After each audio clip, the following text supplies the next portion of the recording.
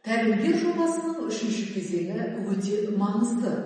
Тәлімгер тәлім алушыға өтілген қысқа мерзімді сабақ бойынша сындарлы әрі тиімді кері байланыс беретін болады.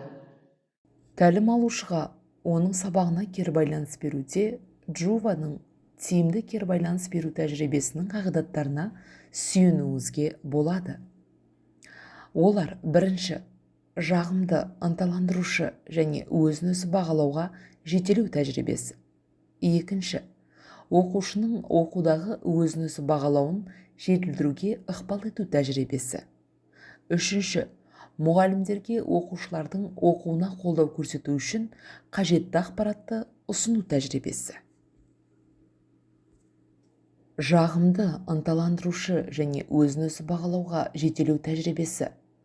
Бұл қағидатты іске асыру үшін тәлім алушыға ең алдымен өткізген сабағы туралы өзіне кері байланыс беруді сұрайсыз. Осы тұста бірінші, сабағының сәтті тұсын жеткізіп, сонан соң ғана жетілдіретін тұсын айтуын ескертесіз.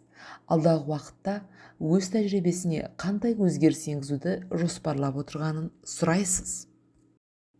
Тәлім алушы өзінің сабағына кері байланыс берген соң, сіз оған алдымен жағымды болатын және сапалы сабаққа ынталандыру үшін бағалау, мадақтау мақсатында: бұл ойға қонымды, ойыңыздың бағыты дұрыс деп. Оқу стратегияларына шоғырландыру мақсатында өте жақсы. Бұл тәсілді дұрыс таңдадыңыз. Дамыту мақсатында өзгеріс енгізуге мүмкіндік болса, не істер едіңіз, нені өзгертер едіңіз, не жақсы болар еді деген репликаларды қолданып кері байланыс беруіңізге болады. Джуваның ұсынған келесі қағидаты мұғалімдерге оқушылардың оқуына қолдау көрсетуде қажетті ақпаратты ұсыну тәжірибесін іске асыру үшін төмендегі кеңестерді ұсынған жөн. Білім алушының жақсы жақтарын ескеру. Білім алушылардың жұмысын жетілдіру үшін ұсыныс беру. Кері әсер ететін сөздерді білім алушыларға айтпау, яғни кекету, келемеждеуге қатысты орынсыз сөздерді мүлдем қолданбау ұсынылады.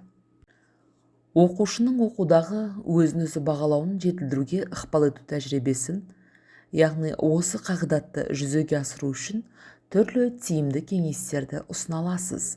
Солардың бірі табыс шеңбері бағалау стратегиясы. Бұл бағалау стратегиясын іске асырып, оқушылардың оқу мақсатына қаншалықты жеткенін өздеріне бағалауға мүмкіндік туады. Алдымен күтілетін нәтижеге жетуде жоспарланған дескрипторларды белгілеп, 1-ден 10-ға дейін белгіленген әр бөліктің қай сатысында тұрған бағалап, бояп көрсетеді және өзінің қандай табысқа жеткенін өлшей алады.